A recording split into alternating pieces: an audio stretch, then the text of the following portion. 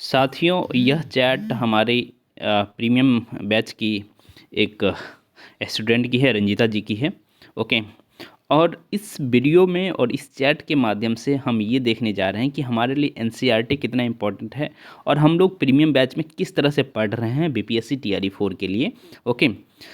निम्नलिखित में से कौन अम्ल और क्षार का संकेतक है? ये प्रश्न उनके तरफ से आया था। मैंने लिखा क्लास 10th में पढ़ेंगे। इसका उत्तर तो हल्दी होगा और ये क्लास 10th के एनसीईआरटी में आपको मिलेगा, सेकंड चैप्टर साइंस का। ओके। जिन डिब्बों में खाना पैक किया जाता है उन पर टीन की परत चढ़ी होती है, न कि जिंक की। ये क्लास 8 के एनसीईआरटी में आपको मिलेगा। ओके। और ये मैं पढ़ा रहा था उसी दौरान कल इस क्वेश्चन पर ही चर्चा हो रही थी। तो देखिए, इन्होंने गलत लगाया है क्योंकि टीआरई 2 या 3 का क्वेश्चन है, जो भी क्वेश्चन है। लेकिन आप देखिए कि जिंक की तुलना में टीन अधिक क्रियाशील होता है, या फिर इसका आंसर क्या हो जाएगा? टीन जिंक की तुलना में अधिक क्रियाशील। देखिए, जिंक ज़्यादा क्रियाशील है। ओके, आंसर सी होगा, इन्होंने गलत लगाया है। ओके, तो सी आंसर होगा।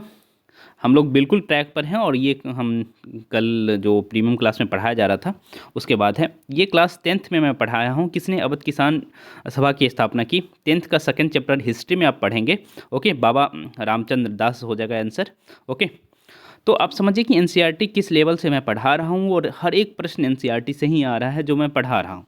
ओके, तो आप लोग अभी तक प्रीमियम का हिस्सा नहीं हुए हैं तो समझिए कि आप लोग कितना पीछे चल रहे हैं। ओके, बताइए। अब देखिए, उस वक्त एनसीईआरटी नहीं पढ़े हैं जब ये दे रही थी एग्जाम उस वक्त, लेकिन टीआरई 4 की तैयारी ये काफ़ी अच्छे से कर रही हैं और कल टेस्ट में इन्होंने ही टॉप किया है। ओके। हाँ, किसने भारत स्वदेशी आंदोलन की प्रेरणा है तो भारत माता की पेंटिंग चित्रित की थी? तो इसका भी मैंने बताया था, अवनीनाथ टैगोर। और क्लास 10th के ही इन्होंने पहले ही कहा था, क्लास 10th चैप्टर 2 पहले गाइडेंस मिल जाता। तो वही बात है कि पहले चूँकि हमसे नहीं जुड़ी थी तो गाइडेंस नहीं मिला था। जो पहले जुड़े थे वो आज सिलेक्टेड हैं, है ना। अब सारा क्वेश्चन आसान लग रहा है हिस्ट्री का। ओके, अब चूंकि साइंस भी धीरे धीरे हम कंप्लीट करने जा रहे हैं तो साइंस भी आसान लगेगा। तो यह भी एनसीईआरटी का है। हाँ, अब पछतावत का हो। हाँ, अब और गहरी तैयारी। एक और क्वेश्चन ये भेजी हैं। ओके। हाँ, लेग्यूम्स पौधे में नाइट्रोजन स्थिरीकरण के लिए कौन सा वर्णक आवश्यक है? तो ये हमने अभी तक तो इसे नहीं किया है। ओके, तो हालांकि इसमें आपको पता है वर्णक आवश्यक है, तो राइबोजियम अभी है नहीं इसमें, तो ये तो नहीं। लेग्यूम्स पौधे में तो लेग्यूम्स कह दिया गया है, तो राइबोजियम होना चाहिए था।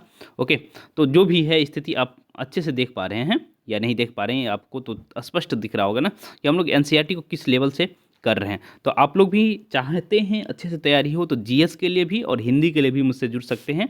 ओके, तो अच्छा लगेगा। और मैं सारा चीज़ पढ़ा रहा हूँ, साइंस, हिस्ट्री, आपका ज्योग्राफी भी पढ़ाऊँगा और मैथ्स भी पढ़ा रहा हूँ, करंट अफेयर भी की तैयारी करवा रहा हूँ। सब कुछ अच्छे से तैयारी करवाया जा रहा है। तो आप लोग अच्छे से पढ़िए और टीआरई 4 के बाद कोई और मौका मिलने वाला नहीं है बहुत जल्दी, तो इसीलिए अच्छी तैयारी रहे तो आपको अच्छा लगेगा, है ना, क्योंकि आप सेलेक्ट होंगे उससे।